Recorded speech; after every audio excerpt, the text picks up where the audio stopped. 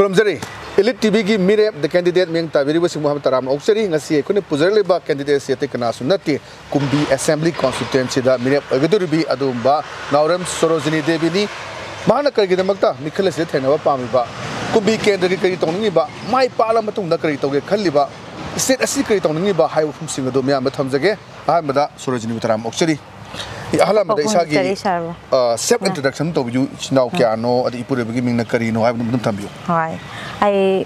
ai giming Naorem Sorojini kauje ai gi sinau tareni ai kaksing dagini aduga hauji ai gi ipure be maming na Chandra Kumar kawi maijau dagi horopani saitolawang laikai da leijabani aduga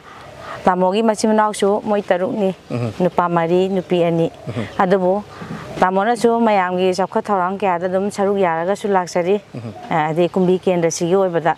ado aina haijening badi miyam da ai chumba tamogi thabak thoram tamona pamjaba miyam gi damakta tawjage khanjari basi tamona gamengi employment ama oirubanina gamengi thabak tawrubanina mayamgi makha da leirubanina tamona voluntary lokthokpa yadabagi mayam ama step mayam ama leigre adagi akoina su step mayam ama thangjalaga tamobu Tabaksida hadi miyam gi damakta miyam bo isor ne dana khanbana maram oidana tamona miyam gi damakta tawruba singchi kariguma sam kitang tawba ngamgadra haibagi wakhalonda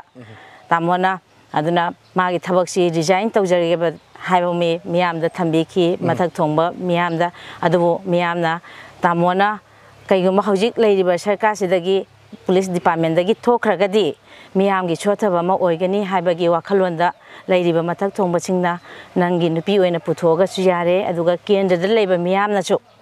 Nakogi imung the Gisi, Rebatanja Sida, Nupiamo and a Putoga Chu, Natragana Utup Ama in a Putoga Chu, Yare, Hibagi condition that Tambibana, Miamaksu Ishorni had in a Kanjabanina, Miamna Lepa decision that I left Seraga, Chirabat.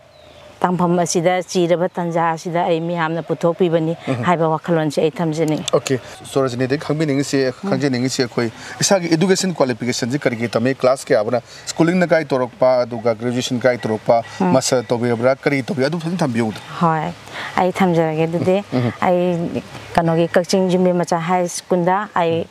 kano high school living certificate exam pass toraga laksabani aduga nawongi women school college da I 12 tame mind to the Namakachu or the school college there and Tasagi Adobo graduation master lawyer master Diluide graduation at the minor leisure at the Matunda I say Hana schooling the lighting a matam that I say Quigi Kanogi class 8 Tamba Matam Sida Aquay Iskungi Oina Kano in a Gaman Aquay is Kanogi Secretary President Tamba Matanda I say Boat Lepotana at the mind of the I say Gaman Sport Garden in a Puraga Laki at the mina Ajumi Masa High School Gay Aduga Matang Tarak for the day I say Quigi Adamai Tamona Mayangi ID Kanogamengi Tabam Tawanina Idam Makatana is Tazagidre Adam Imungi Quigi Kariani Tabai to the housewife when Adam Lejagare Adamatung Tarapoda Tamana Quigi Kumbi and Resida Tarapamatam that day I Kumbi Gilaiba in my chasing chiga I Pishalon Sagiva Tabok Credidum Pakalaga Schooling the Natana Adamba Zaga sing the lady but sing chigi Iskunda Natragana Aquay Canose Way home labor announcing like the home sing at the Ahansing the Sangaga the Mina had the Lamina Bahatare Moiga Adumba Karadun Taujere Maruna Zikumbi Kendra like Pere Aduga Kumbi Kendra to Atoamba Tabotrum Capacol Hojik Powder Key in the Siguena Masak Topakreto Bigre Maruna Kobit Kimatam da Duga Heck Akogi Buru Besna Bole Conan Toromba Chandra Kumana Madugi Madum Tarak Padama Rakugi Voluntary Retirement Lawyer Tabamaduma Tarak Padaki Miyamna which Sorojini two on a Harakpani Kari to big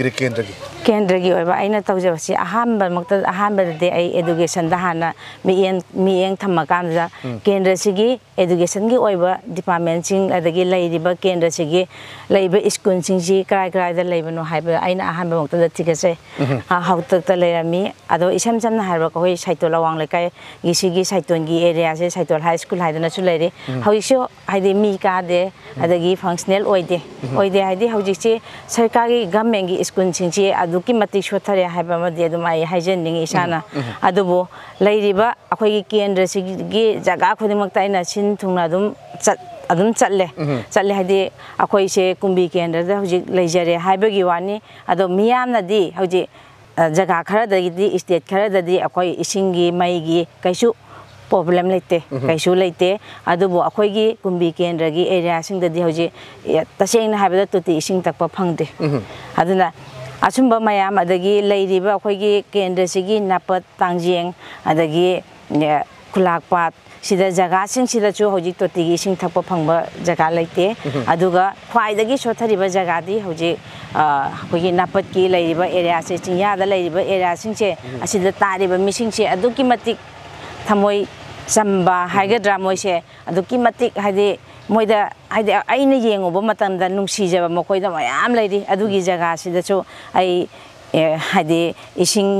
इकंग थोपा मतंदा हंदकी इकंग थोपा मतंदा इसिंग पिनबा याम कना होनाजे अदुगा वांगुगी area वांगु नाउदखोल area पुंबा खोंगलम अमचो आई नुमित निनी चंगना आई तेंजरा कांदा अदुमाइना लौपरी हाइदे सम लौपरी कुलमा कुंथ्रामकी चांगसे असिदि आई मोइदा इसिंग पिबा ngamnaba honajai aduga adumain tawdana aina mateng pangi aduga moinashu aingonda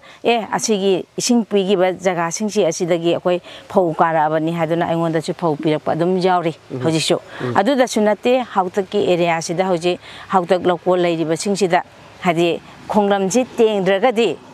hadi adum ayamba matamda akogi hayeng jingjingi hatareko lau loknarapa lau lingnarapa matamsida ayang matamda dum ising thummaga leibana maram oiduna aina khonglam singchi 2017 dagi ai adum tengba haurai ngasi su adum adugi thabak thoram singde adum leptana adum chathage haina chu khalli chachu chathari aduga adugi maram dum khonglam siji aina tengaga moigi hojiki kumbi kendra sida leiriba jaga singchida एग्रीगी ओइबा थबक सिंचे अदुम पांगथोगा लेबनिना मोय सिंगी चाखत थौरांग सिदा आइदी हाइदी एग्रीगी ओइबा सिदादी चाना मी एंग लौनिंगे अदे हजिक पाइ Covid की मतमना करी करी मतिंग पांगजिबा लंबीगी बा से चाना थकनाबो ओइरो नत्रगना से लंबीगी सेंबीबो ओइरो करी करी अतै थबक तोगिबा मैम थंबियो आई कोविड की मतमदा आई हॉल कुंबी केंद्र सिमा आई सैनिटाइज तौजै आइगी वॉलंटियर मैम चतुना कनो तौदना अखोगी मागे कनो सिंजी हाइदे महिक्सी हेन हेंगलक्तनबनेदना मयाम तौरगा अखोइना हिदाक लांथक कापथोक्तना अदगी जगह जगह की चतना जगह जगह की क्लब अदगी मैरा पाइबी लाइबा सिंगसिना अखोइदा सिगी जगहदा लाक्पियु सिगी जगहदा लाक्पियु अखोइ सैनिटाइज अंतदि तौबियु हाइबा सिंगी मोइगी वाखलोंगी मतुंग इना आई अदुम मयामदा अदुम्बा थबक थौरम सिंगते अदुम पांगथोगा लाई अदुदसु नते कोविड मतमदा आइना अदुम मियामगिन हाइदा करिगुम्बा खितंग दियेंबम थोइना चाबा फंगदबा सिंगसिदा आइना यामना लैबगी नत्रगासु हाइदि करिगुम्बा खरा दियेम थोए हाइदना आइना अदुम क्लब सिंगदा मैरा पाइबि सिंगदा खुसमनरगा आई मयामदा अदुम येंथोकसे अदुगी मखा तारकपा ओइनासु आइना club amada akhoi samna habela phoskai club tuda aina mayamda covid nare mayamga samnara lening taba missing chu adugi damakta chana thaknaba adagi khipna chana ba su aina dum mateng khade dum tawjai aduda sunate ani jaga amadagi akhoi kumbi kendra dagi oigera manipur gi jaga amadagi oigera covid nare natraga mi ga sokna samnaba yadre haiba haiba da sunatana moina kaigumba aingondagi karigumba khara haidi आईगी advice पाम हाइतारे अदुगुम्बा लैबसिंदु आइना दुम हाइदि doctor खुसमनबनि खंगदे अमा तौबनि खंगदे मोय बुखत doctor the पुखतपिबनि खंगदे अमादि अदुम तौरगा आइना अदुम लाके अतोप स्टेट की ओइना छ अदुम आइ थौरांसिंग अदुम पाइखतसे ओके महादाना खंगदे याम फजबा थौ मैम तौबिनि हजि फाउदा खोगी खोंग तेंबा करी करी क्लब कुमा साबिबा लेब्रा कम्युनिटी हॉल नत्रका मैरासन करी करी तौबिबा लेगन आइना हाइदे कुंबी केंद्र सिगी क्लब हाइदे क्लब हाउतक क्लब अमा अदुम हाइदे साइ अदुगा जगह अनि ओइना हाउतक दे अनि ओइना अमना सेमजल्ली अदुगा अखोइ साइतोला वांग लकाइदसु आइ कम्युनिटी हॉल अमा सेमे मंग सेमे अदगी इसिंगी टैंकर सेमे अदगी लंबी अखोइ कनोदा तेराखोंग लंबी मते अमा दुम थाजै अदगी कनोदसु अखोइ लाइंगौबते चु मते अमा दुम सेमजै सुमाइना अदुगा अतै एरिया सिंगदा पुखी तेंबनि खंगदे अमनि खंगदे मोइना तौसी हाइबा क्लब ꯃꯩꯔꯥ ꯄꯥꯏꯕꯤꯁꯤꯡꯅ ꯇꯧꯁꯤ ꯍꯥꯏꯕ ꯊꯕꯛ ꯈꯨꯗꯤꯡꯃꯛ ꯑꯩ ꯑꯗꯨꯝ ꯆꯤꯠꯊꯗꯅꯗꯤ ꯑꯗꯨꯝ ꯇꯧꯖꯩ ꯑꯣꯀꯦ ꯌꯥꯝ ꯐꯖꯅ ꯇꯧꯕꯤ ꯑꯗꯣ ꯃꯈꯥ ꯇꯥꯅ ꯂꯥꯛꯅꯤꯡꯉꯤꯁꯤ ꯀꯨꯝꯕꯤ ꯀꯦꯟꯗ꯭ꯔꯒꯤ ꯑꯣꯏꯅ ꯍꯧꯖꯤꯛ ꯐꯥꯎꯗ ꯂꯩꯕꯤꯔꯦ 2017 ꯑꯗꯨꯝ ꯊꯕꯛ ꯇꯧꯕ ꯂꯥꯛꯄꯔꯦ ꯀꯨꯝꯕꯤ ꯀꯦꯟꯗ꯭ꯔꯒꯤ ꯑꯣꯏꯅ ꯀꯔꯥꯏ ꯖꯒꯥꯁꯤꯗ ꯁꯣꯊꯔꯤ ꯃꯔꯨꯑꯣꯏꯅ ꯃꯩ ꯏꯁꯤꯡ ꯀꯃꯥꯏꯅ ꯇꯧꯏ ꯂꯝꯕꯤ ꯊꯣꯡ ꯀꯃꯥꯏꯅ ꯇꯧꯏ ꯑꯅꯥ ꯂꯥꯌꯦꯡ ꯀꯃꯥꯏꯅ ꯇꯧꯏ ꯃꯗꯨꯝ ꯊꯝꯕꯤꯌꯨ ꯀꯨꯝꯕꯤ ꯀꯦꯟꯗ꯭ꯔꯒꯤ ꯑꯣꯏꯅ ꯍꯧꯖꯤꯛꯁꯦ ꯏꯁꯤꯡꯒꯤ ꯑꯣꯏꯅꯗꯤ ꯌꯥꯝ ꯁꯣꯊꯔꯦ ꯑꯗꯒꯤ ꯂꯝꯕꯤ ꯊꯣꯡꯒꯤꯁꯨ ꯁꯣꯊꯔꯦ ꯑꯩꯅ ꯍꯥꯏꯃꯟꯕ ꯊꯣꯛꯂꯣꯏ ꯃꯤꯌꯥꯝꯅꯁꯨ ꯑꯗꯨꯝ ꯎꯔꯤꯕꯅꯤ ꯍꯧꯖꯤꯛ ꯀꯨꯝꯕꯤ ꯄ꯭ꯔꯖꯥ ꯃꯤꯌꯥꯝꯅꯁꯨ ꯑꯗꯨꯝ ꯑꯗꯒꯤ ꯍꯧꯖꯤꯛ ꯅꯥꯄꯠ ꯇꯥꯡꯖꯦꯡ ꯂꯩꯔꯤꯕ ꯑꯦꯔꯤꯌꯥꯁꯤꯗꯁꯨ ꯑꯗꯨꯝ ꯁꯣꯊꯔꯦ ꯑꯩꯅ ꯌꯥꯝꯅ ꯑꯩꯈꯣꯏꯒꯤ ꯃꯅꯤꯄꯨꯔꯒꯤ ꯑꯩꯈꯣꯏꯒꯤ ꯆꯤꯇꯥꯏ ꯊꯪꯕ ꯑꯦꯔꯤꯌꯥ ꯑꯃꯗ ꯑꯣꯏꯔꯤꯕꯅꯤ ꯑꯩꯈꯣꯏ ꯀꯨꯝꯕꯤ ꯀꯦꯟꯗ꯭ꯔꯁꯦ ꯑꯗꯨꯅ ꯁꯣꯊꯕ ꯍꯥꯏꯁꯦ ꯑꯗꯨꯛꯀꯤ ꯃꯇꯤꯛ ꯁꯣꯊꯈꯔꯦ ꯑꯩ ꯍꯥꯏꯃꯟꯕ ꯑꯩꯅ ꯕꯣꯠ ꯂꯦꯞꯀꯗꯧꯕꯅꯤ ꯅꯠꯇ꯭ꯔꯒꯅ ꯑꯩ ꯃꯤꯌꯥꯝꯒꯤ ꯀꯩꯅꯣꯅꯤ ꯍꯥꯏꯕꯒꯤ ꯑꯩꯅ ꯄꯨꯡꯍꯥꯏ ꯍꯥꯏꯖꯟꯕꯁꯨ ꯅꯠꯆꯗꯦ ꯃꯌꯥꯝꯅ ꯑꯗꯨꯝ ꯌꯦꯡꯉꯒꯁꯨ ꯑꯗꯨꯝ ꯈꯪꯕꯤꯒꯅꯤ ꯑꯗꯨꯒ ꯁꯣꯊꯔꯤꯕ ꯖꯒꯥꯁꯤꯡꯁꯤ ꯑꯦꯗꯨꯀꯦꯁꯟꯗ ꯆꯞ ꯆꯥꯅ ꯑꯗꯨꯝ ꯁꯣꯊꯔꯦ ꯑꯗꯒꯤ ꯑꯦꯒ꯭ꯔꯤꯒꯤ ꯑꯣꯏꯔꯣ ꯑꯗꯨꯝ ꯁꯣꯊꯔꯦ ꯁꯣꯊꯔꯦ ꯍꯥꯏꯁꯦ ꯍꯟꯗꯛꯀꯤ ꯑꯩꯈꯣꯏꯒꯤ ꯂꯧ ꯂꯤꯡꯅꯕ ꯊꯥ ꯑꯩꯈꯣꯏꯒꯤ ꯍꯥꯔꯒꯤ ꯃꯇꯝꯗꯁꯨ ꯍꯥꯔ ꯐꯪꯗꯕꯒꯤ ꯄ꯭ꯔꯣꯕ꯭ꯂꯦꯝ ꯃꯌꯥꯝ ꯑꯗꯨꯝ ꯊꯣꯛꯅꯈꯤ ꯑꯩꯈꯣꯏꯒꯤ ꯀꯨꯝꯕꯤ ꯂꯥꯏ ꯁꯟꯊꯣꯡꯁꯤꯗ ꯑꯗꯨꯕꯨ ꯑꯗꯨꯗꯁꯨ ꯅꯠꯇꯦ ꯍꯧꯖꯤꯛ ꯍꯧꯇꯛꯀꯤ ꯑꯦꯔꯤꯌꯥꯁꯤꯡꯗꯁꯨ ꯑꯗꯨꯝ ꯍꯥꯏꯗꯤ ꯍꯥꯔ ꯐꯪꯗꯕꯒꯤ ꯄ꯭ꯔꯣꯕ꯭ꯂꯦꯝ ꯃꯌꯥꯝ ꯑꯗꯨꯝ ꯊꯣꯛꯈ꯭ꯔꯦ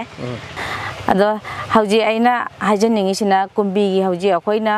ꯂꯝꯕꯤꯁꯨ ꯑꯌꯥꯝꯕꯅ ꯑꯩꯈꯣꯏ ꯄꯦꯝꯖꯤ ꯁ꯭ꯋꯥꯏꯒꯤꯗꯤ ꯑꯣꯏꯕꯅꯦꯕ ꯂꯝꯕꯤꯁꯤꯡꯁꯦ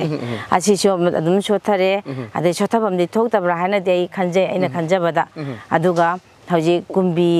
ꯑꯩꯈꯣꯏꯒꯤ ꯁꯦꯇꯄꯨꯔꯗ ꯂꯩꯔꯤꯕ ꯋꯥꯇꯔꯒꯤ ꯍꯥꯟꯅ ꯁꯥꯔꯒ ꯂꯩꯔꯝꯕ ꯑꯍꯟꯁꯤꯡꯒꯤ ꯍꯥꯛꯇꯛꯇꯒꯤ ꯍꯥꯏꯇꯥꯔꯦꯀꯣ ꯑꯁꯤꯒꯤ ꯖꯒꯥꯁꯤꯁꯨ ꯍꯧꯖꯤꯛ ꯐꯦꯜ ꯑꯣꯏꯔꯒ ꯑꯗꯨꯝ ꯂꯩ ꯑꯗꯨꯃꯁꯨ ꯑꯩ ꯍꯥꯏꯗꯤ ꯌꯦꯡꯕꯗ ꯅꯨꯡꯉꯥꯏꯖꯗꯦ ꯑꯗꯨꯒ ꯍꯧꯖꯤꯛ ꯖꯒꯥꯁꯤꯡꯁꯤ ꯍꯣꯁꯄꯤꯇꯥꯜꯒꯤ ꯍꯥꯏꯔꯒꯁꯨ ꯍꯣꯁꯄꯤꯇꯥꯜ ꯂꯩꯇꯦ ꯃꯇꯤꯛ ꯆꯥꯅ ꯀꯨꯝꯕꯤ ꯀꯦꯟꯗ꯭ꯔꯁꯤꯗ ꯇꯦꯔꯥꯈꯣꯡꯗ ꯍꯦꯜꯊ ꯁꯦꯟꯇꯔ ꯑꯃꯈꯛꯇꯪ ꯂꯩ ꯑꯗꯨꯗꯩ ꯍꯦꯟꯅ ꯂꯩꯇꯦ ꯑꯗꯨꯕꯨ ꯅꯥꯄꯠ ꯑꯦꯔꯤꯌꯥꯁꯤꯗꯗꯤ ꯀꯅꯥꯒꯨꯝꯕ ꯑꯃꯠꯇꯒꯤ ꯀꯔꯤꯒꯨꯝꯕ ꯍꯦꯜꯊ ꯁꯦꯟꯇꯔ ꯑꯃꯐꯥꯎꯕ ꯍꯦꯜꯊ ꯁꯦꯟꯇꯔꯗꯤ ꯍꯥꯏꯔꯒꯅꯨ ꯀꯔꯤꯒꯨꯝꯕ ꯑꯃꯐꯥꯎ ꯂꯩꯇ꯭ꯔꯦ ꯍꯥꯏꯗꯤ ꯀꯩꯅꯣꯒꯤ ꯍꯣꯁꯄꯤꯇꯥꯜꯒꯤ ꯍꯥꯏꯕꯒꯤ ꯑꯦꯔꯤꯌꯥꯗ ꯀꯩꯝꯇ ꯂꯩꯇ꯭ꯔꯦ ꯑꯁꯤꯒꯤ ꯑꯦꯔꯤꯌꯥꯁꯤꯗ ꯃꯃꯥꯡꯗ ꯑꯩꯅ ꯃꯃꯥꯡ 2017ꯗ ꯊꯦꯡꯅꯖꯈꯤꯕꯗ ꯌꯥꯝꯅ ꯈꯨꯗꯣꯡꯊꯤꯕ ꯇꯟꯖꯥ ꯑꯃꯗꯤ ꯊꯦꯡꯅꯈꯤ ꯑꯍꯜ ꯑꯃꯒꯤ ꯍꯥꯏꯗꯤ ꯃꯣꯏꯁꯤ ꯖꯒꯥꯁꯤꯗ ꯑꯩꯈꯣꯏꯒꯤ ꯂꯥꯏ ꯍꯔꯥꯎꯕꯒꯤ ꯀꯩꯅꯣ ꯊꯧꯔꯝ ꯑꯃ ꯇꯧꯔꯝꯃꯦ ꯇꯧꯔꯝꯁꯤꯗ ꯑꯍꯟꯁꯤ ꯋꯥꯟꯊꯔꯛꯑꯦ ꯃꯥꯁꯤ ꯋꯥꯟꯊꯔꯛꯄꯁꯤꯗ ꯑꯩꯈꯣꯏꯒꯤ ꯑꯩꯅ ꯍꯥꯏꯖꯩ ꯃꯌꯥꯝꯗ ꯅꯣꯏ ꯁꯤꯗ ꯗꯥꯛꯇꯔ ꯂꯩꯔꯒꯗꯤ ꯑꯝꯇ ꯄꯨꯁꯟꯁꯤ ꯃꯥꯁꯦꯗꯅ ꯍꯥꯏꯕ ꯃꯇꯝꯗ ꯑꯩꯈꯣꯏ ꯁꯤꯗꯗꯤ BP ꯌꯦꯟꯅꯕ instrument ꯂꯩꯇꯦ ꯍꯥꯏꯗꯅ ꯑꯗꯨꯃꯥꯏꯅ ꯊꯝꯕꯤꯔꯛꯀꯤ ꯑꯗꯨꯒꯤ ꯋꯥꯈꯜꯂꯣꯟꯗꯨꯗ ꯑꯩꯅ ꯅꯨꯃꯤꯠꯇꯨꯗ ꯑꯩꯅ ꯌꯥꯝꯅ ꯅꯨꯡꯉꯥꯏꯖꯗꯕ ꯍꯥꯏꯗꯤ ꯊꯃꯣꯏꯗ ꯐꯥꯎꯔꯛꯈꯤ ꯑꯁꯨꯛ ꯃꯤꯌꯥꯝ ꯑꯁꯨꯛ ꯌꯥꯝꯅ ꯇꯤꯜꯂꯕ ꯖꯒꯥꯁꯤꯗ ꯂꯩꯔꯤꯕ ꯃꯤꯌꯥꯝꯒꯤꯅꯦ ꯂꯩꯔꯤꯕ ꯖꯒꯥꯁꯤꯡꯁꯤꯗ ꯑꯁꯤꯒꯨꯝꯂꯕ ꯍꯦꯜꯊ ꯁꯦꯟꯇꯔ ꯑꯃꯐꯥꯎ ꯂꯩꯇꯕꯁꯦ ꯀꯔꯝꯕ ꯃꯐꯝꯅꯣ ꯍꯥꯏꯗꯅ ꯑꯩꯅ ꯇꯠꯇꯅ ꯈꯟꯈꯤ ꯑꯗꯨꯕꯨ ꯑꯗꯨꯃ ꯂꯩꯖꯔꯦ ꯑꯗꯒꯤ ꯍꯧꯖꯤꯛꯁꯨ ꯀꯨꯝꯕꯤ ꯆꯥꯎꯔꯕ ꯀꯨꯝꯕꯤ ꯀꯦꯟꯗ꯭ꯔꯁꯤꯗ ꯏꯁꯤꯡꯒꯤ ꯄ꯭ꯔꯣꯕ꯭ꯂꯦꯝ ꯂꯩꯔꯦ ꯃꯩꯒꯤ ꯂꯩꯔꯦ ꯂꯝꯕꯤꯒꯤ ꯂꯩꯔꯦ ꯗꯣꯛꯇꯔꯒꯤ ꯂꯩꯔꯦ ꯖꯒꯥ ꯈꯨꯗꯤꯡꯃꯛꯇ ꯁꯤꯃ ꯐꯩ ꯍꯥꯏꯕ ꯑꯃꯗꯤ ꯑꯩ ꯂꯩꯖꯗꯦ ꯁꯥꯔ ꯑꯣꯀꯦ ꯌꯥꯝ ꯐꯖꯅ ꯊꯝꯕꯤ ꯑꯗꯣ ꯃꯈꯥ ꯇꯥꯅ ꯑꯩ ꯁꯣꯔꯣꯖꯤꯅꯤ ꯈꯪꯃꯤꯟꯅꯁꯤ ꯀꯔꯝꯕ ꯋꯥꯈꯜꯂꯣꯟꯗꯒꯤꯅꯣ ꯑꯩꯈꯣꯏ ꯄꯣꯂꯤꯇꯤꯛꯁꯇ ꯔꯥꯖꯅꯤꯇꯤꯗ ꯆꯪꯉꯒꯦ ꯉꯁꯥꯏ ꯇꯣꯉꯥꯟ ꯇꯣꯉꯥꯟꯕ ꯊꯧꯗꯣꯛ ꯀꯌꯥ ꯊꯦꯡꯅꯕꯤꯔꯨꯔꯦ ꯏꯚꯟ ꯃꯗꯩꯗ ꯑꯩꯈꯣꯏ BP ꯑꯣꯟꯅꯕ ꯏꯟꯁꯇ꯭ꯔꯨꯃꯦꯟꯕꯨ ꯂꯩꯇꯕ ꯀꯔꯝꯕ ꯋꯥꯈꯜꯗꯒꯤꯅꯣ ꯍꯣꯏ ꯏꯄꯨꯔꯣꯏꯕꯅꯁꯨ ꯊꯋꯥꯏ ꯌꯥꯎꯏ ꯑꯗꯨ ꯏꯄꯨꯔꯣꯏꯕꯒꯤꯗꯤ ꯌꯥꯗ꯭ꯔꯦ ꯁꯤꯗ ꯔꯥꯖꯅꯤꯇꯤ ꯆꯪꯉꯛꯈꯤꯕꯁꯦ ꯀꯔꯝꯕ ꯋꯥꯈꯜꯂꯣꯟ ꯆꯪꯉꯛꯈꯤꯕꯅꯣ ꯍꯥꯏꯕꯤꯌꯨ ꯑꯩꯅ ꯔꯥꯖꯅꯤꯇꯤꯗ ꯆꯪꯉꯛꯈꯤꯕꯁꯦ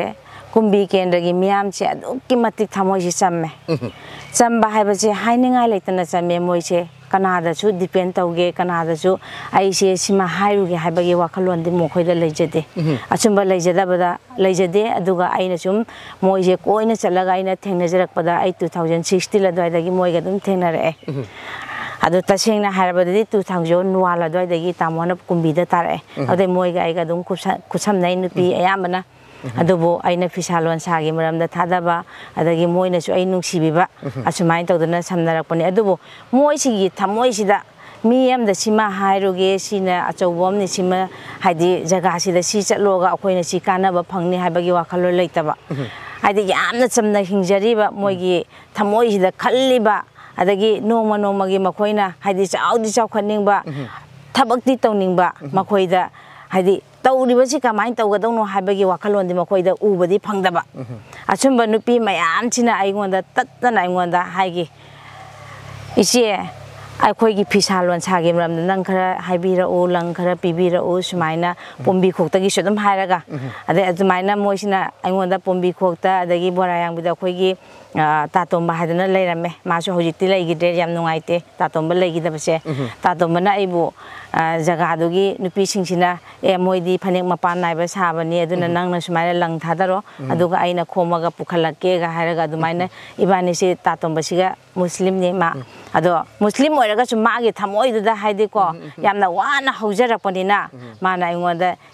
춤바시마 떠다봐 야되고 능 하라가 아두마인 떠라가 마나서 응부 구참비드나 부비락도나 무슬림 이칠리 나우 레이디바 이마 이사싱두가 뿔럽 강민나도나 모이나 아이부 피살론 사기 머람두다 랑 다다할리 아두가 아이부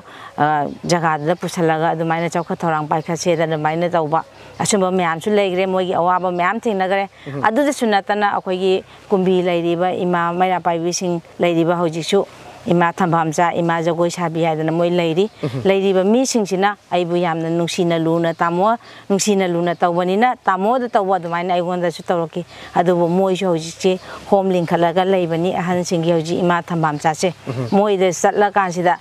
하디 할 오이버싱치나 아이원다 비락바 메시지 매암 모이나 아이원다 하이닝바 매암도 아이원다 좀 하라가 아이기 타모이시다 노마노마기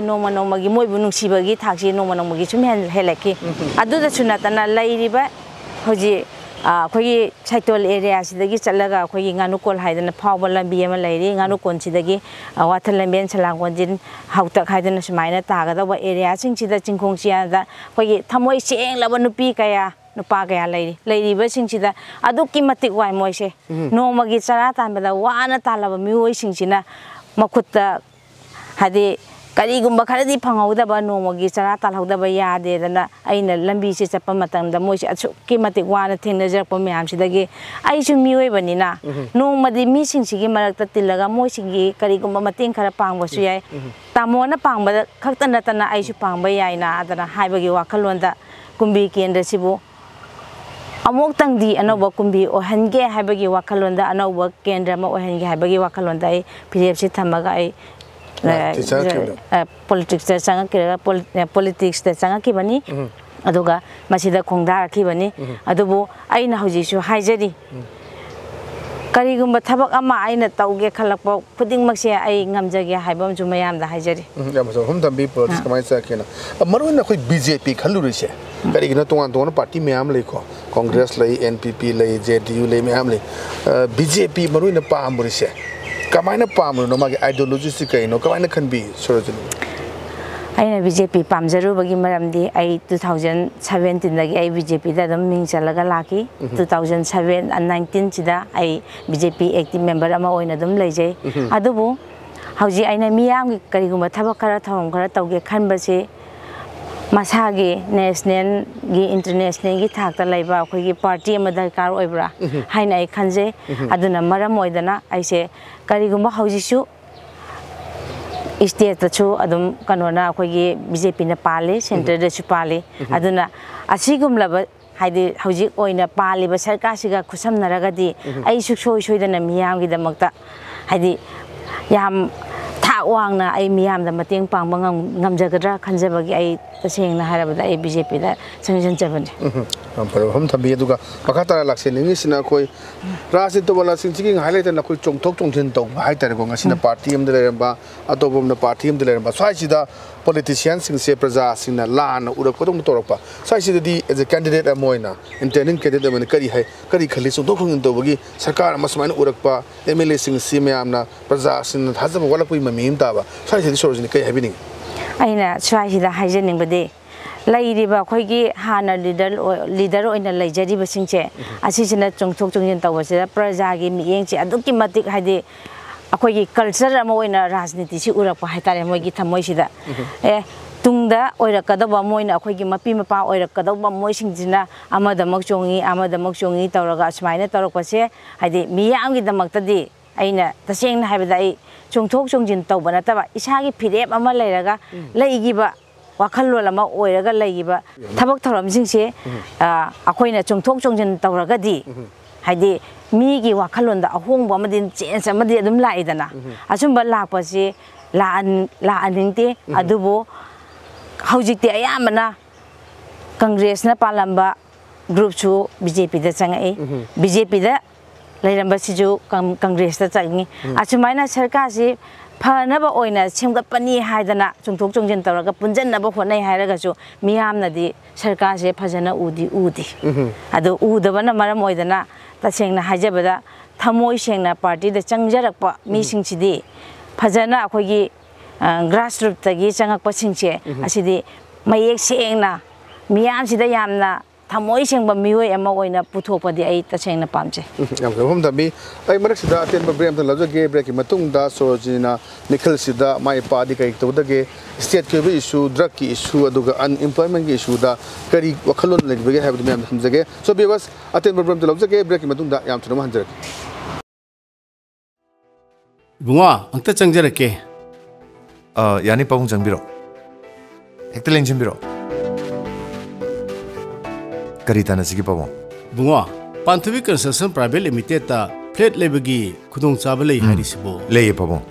G+6 structure da 2 BSK 3 BSK oigadaba kuigi Panthavi Green Homes Co residential project amakak lejer oh adudi 3 BSK do na ta book tawrasiro mai khoda akupa morung khangisi kaino bunga kamai tawbano yani ayajage kuigi je punna 9.3 acres muk chawba area da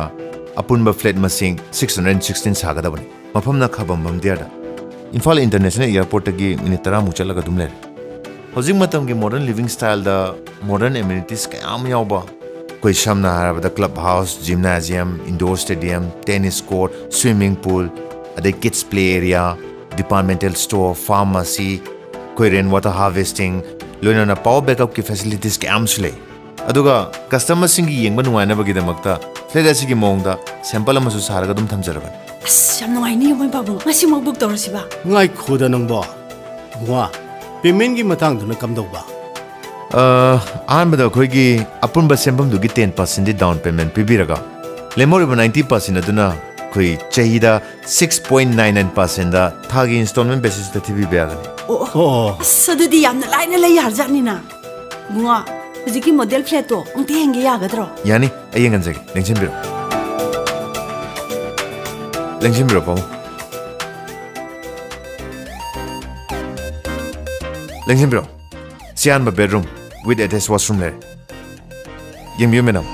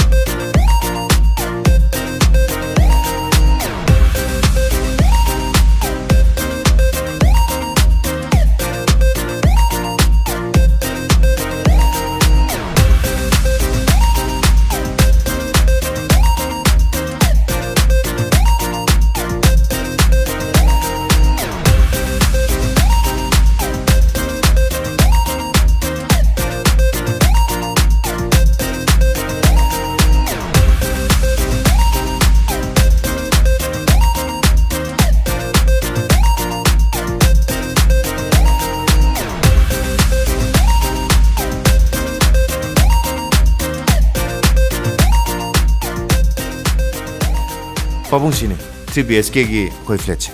adudi 3 BSK ma book tawrasira tawrasi bunga adudi ngasi mai khoi 3 BSK gi flat ma book tawjare yam nuwa jare pawung mayam ju thindab laitana ngasimak puri book tawram bom lekai da leriba Panthavi Construction Private Limited da lengching birtuna ko pomoro khangbiyo amadi flat book topiyo break matung da mayam taram nokchari makata naina Sorojini khangje ningisi hojik Manipur ki yungthong khuding na haibata ko drug ki issue si achaubai issue mo oiri ko drug ki issue si ke hatare lotion badinga modu masida ki khara safana bo hona bada Sorojini के बा कई mode ले मसे मणिपुर इब्रीम तों खुदिंग दा जिसे drug की सुसी लोई ड्रग चा दबा मी खंदो को तांगा थोय आइ दारे को साइसे कई मोड ले सन असिगी मतंगदा आइना हाइजेनिंग बदे ai tasengna harabada mama ama su oijaribani aduna mama ama oibani khunai sida leiriba haidi youth ki hauraiba angangsing leiriba singna wakhan tamina duna imungi ahallama leiriba singna haiba induna haidi aduda sunatana leiriba akhoi club maira pabi leiriba singchiga kusamnaraga jaga singchida kanana karamba drug pusalai natragana kanana kari tauri adagi karamba mihoina drug sari adam sari ba mihoi si kramaina akhoi awareness kumba program ama pangthoga kramaina drug si muthana ba hona sige ga haiba sumaina khana ba asigumba khana ba matungsida haidi leiriba aigi kumbi kendra khakta nataba Manipur gi area khuding makta leiriba ima iben singchina haidi punna khutsamna biduna gamenga khutsamna biduna adumaina drug ki issue si aduda shopta wangam gudra haina ina khanje makha tarakpa oina chu aina hoji leiriba youth singchina chu ayam matamda drug ki nisada chum leiba sina chu akhoi sana khona ba adagi leiriba kari haini culture gi da program do oiga chu moi ji chakhiba asmaina chatna bagi da makta moi da awareness ma pi ba asmaina pamje marun haji akhoi gi Manipur da thabak phudeba gi samesya se dum lei ko adu mepom khuding makta sarkar gi job pe ba thabak pe ba sidi oithokte aw na sidi Manipur gi leiriba inkhala ba sing da haji entrepreneur adu ga BJP lengak sina su ko startup kaina ga thorang maya pa khali ba sai da Manipur gi thabak phangdriba naharon sing si phangana ba hona ba da Sorojini ba kari wakhalon hai ta di sumaina tawraga di aina sumaina tawningai wakhalon se kai lege sam sangan je phambi pham ngai bi aina Manipur gi hoji leiriba thabak phangdabagi samesya singche asida aina haijaningwadi akhoi gi Manipur sida leiriba miyam se aduki matik haidi thabak phangdabana masing hena leigibani na aidi tasengna haibada agri da oina view asmana yenghaningi haidi agri da laaga di any season matam dugi leigedaba lau thaba matam da lau thaba adagi hawai thaba matam da hawai thagadaba haidi magi kan badi season gi kan ba yabadi amta leite dana season kudingi magi laurok singda sangadaba maru marang ni khangde adagi leiriba polam ching har ni khangde aina mati chana lehallaga haidi miyam sida haidi sithaba tawdana adum thabak si dum masana automatic masana dum pije doini agree oiragadi haidi leiriba akhoi gi Manipur gi area khuding maksida haidi agree dana hena puning changjanna leiba jaga ngakta oibani na adagi weather gi haiga su adagi leiriba jaga singda logu singubana su masing ju hena su leibani na asigumlaba haidi agree gi oiba thabak thorom adagi akhoi gi sanga loiba adagi farm tawa akhoi kumbi dadi kumbi kendra dadi ayambana farm oina tawnai aduga farm tawnariba jaga singsidagi aduki matik moida haidi senthok leijana hingjari se ayambana adumaina su oi aduna aina haijaningbadi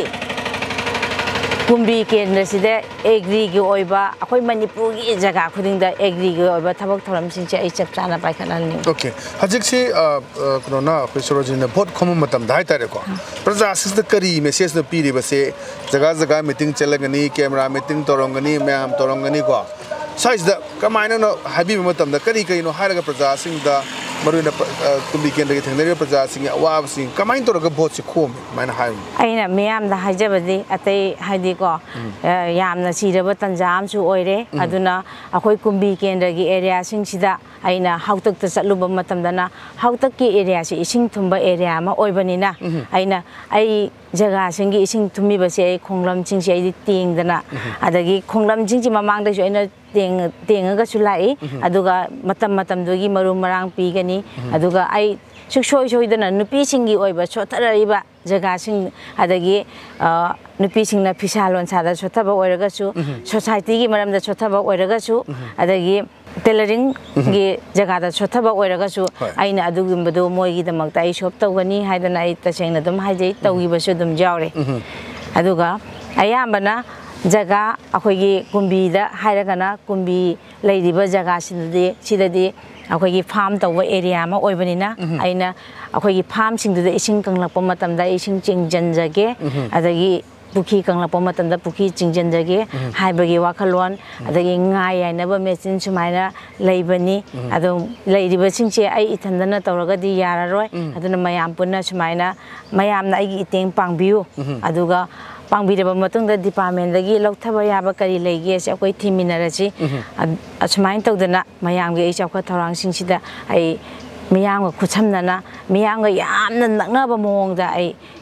Mikanje tengnaba pami miyam punna tengnaminaba ai ithanda tengnadaba haibagi wakhalon thamaga sumaina boikomje okay ya phaja hum thambe duga Manipur da haiba tai Manipur da nupi na politics sang basam tang ba haitare ko Manipur gi oina su haji fau de MLA ani kanani namsa kit gen aduga AK Meerep bai nupi amoina Manipur gi electoral politics ta haitare ko mikhal da lepa aga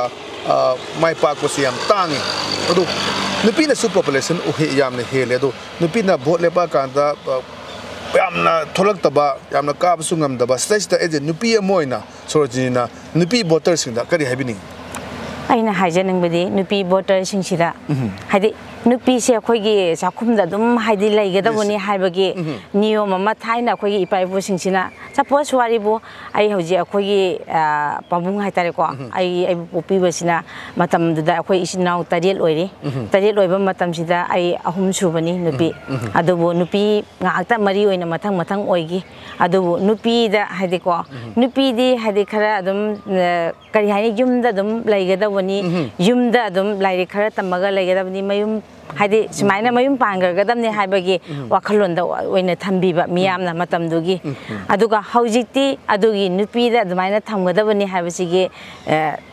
thaksi khara handarakpa haitare aduga haujikna mag nupida mag thak wangna chu khannarakpona maram oidana hauji nupi miyamda ina haijaningbasi ai nupi ama oina nupigi e dagina jet phawbasi nupi ama oibanina aina loina sakhumdagi hogna nupina imungi thabak khudingmak poram khudingmak nupina ngakta thengnarakpanina aina karigumba assemblies la sangaga sumba stage ama phangagadi ai suksoi soidana nupi singsida ina message pinning badi nupi bu thoga piu nupi gi wakhalon che nupi dana khangbani adujuna nupi gi asigumlaba stage amada sangjallagadi akhoi gi nupi khunai che hena chawkhalakani hena afaba ma oirakani haiba wakhalon do adu ai miyamda message sainingi azuga makata na hojiksi Sorojini si mikhal sida mai pa ena khalasi han ba tawda ba thagusi kaino hajidigi plan toroga leiramani kendrigina han ba kai tawni Manipur se kana kai tawni isa sida example lo biro isa si vote kare na khalasi kari ki tawgen khal aina hek boy kare haragadi haidi aigi khaktana taba aigi Manipur gi haidi karigumba chothari ba jaga na tragana laibaki oiba issue kya dai tasengna ai thengna jagi haina so ai khanjai aduga ai kumbi kendragi chothari ba area singchida ai ahan ba maktada aina tawjage khanjabade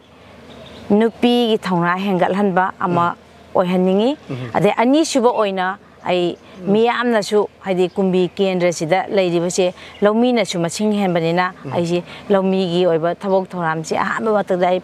paikachagani aduga isingi yamna waba ma oibanina hojik pamai to ti sing thakpa phangdabana maram oidana ai ising mai ising side phajana han bamakta paikachagani mathangda education ju paikhaikani asigumlaba jaga singi sothariba jaga singchi ai chapchana paikachage hana khanje okay mazaba matam sulu sele selakpada khoi kumbi praja miyamda Sorojini kai habiningi akhoi ELITETV kuthangda kumbi gi leiriba voters sing haibatai ko seida kari habiningi habi kumbi kendragi leiriba miyam sida aina hajaningbasi nupi ama oina Meerep oina thokcharakosida miyamna mateng pangbiu miyam sibo oina ishor ne dana khanjabinina miyam sina aibu ishor oiba miyam sina aibu kusamna bidana pubiu haiba wafam chu thamjaningi aduga matung tarakpada chu aibu hiram kaya da saruk yahanbiu haiba wakhalon che ai thamjaningi nam nungai Hazik Sorojini na thopi reiba kumbi kendra da duga hawdagi hawna toan ba kendra sigi thabak thorom kya da duga leiriba drug ki issue aduga education की issue aduga leiriba khoi job phangdaba mayam sigi hona bigini haiba amna tawning ba mayam si mai pa kan da tobu ngambiu haibo phomdo khoi ELITETV ki makai desu sorjina thamjari. Thank you sir. Ngasi gidi adum ba ELITETV ki Meerep the candidate matang asai lo chimjare matang ki episode ta tungan ba candidate no pura kan da man kari gidam da vote lepi ba kar kan kai tawduri ba mai kendri kai tawning ba state ki kai tawning ba kari issue da hena mang thang kini haibo thamjage ngasi gidi kaina na ba thang jari pine birasi.